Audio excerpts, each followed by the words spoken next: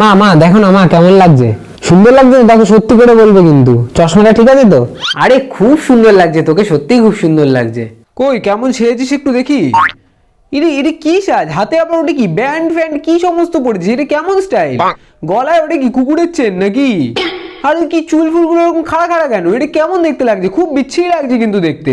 এই সমস্ত খোল, এটা কোনো স্টাইল হলো? হাতে একটা ঘড়ি পরবি, স্মার্ট লাগবে, কি এই সমস্ত কোনো স্টাইল হলো? তুমি আবার কি বলছো ওকে? তুমি কি নিজের কথাটা ভুলে গেছো নাকি? আরে, এই সময় তো খুব সেজে গুজে বেরোতে। হ্যাঁ নিজের কথাটা আরে, আমি তো আর তুমি সেই সময় আরে, এখনকার তুলনা করছো। খুব সুন্দর লাগছে বাবু, বাবু খুব সুন্দর লাগছে, সুন্দর লাগছে।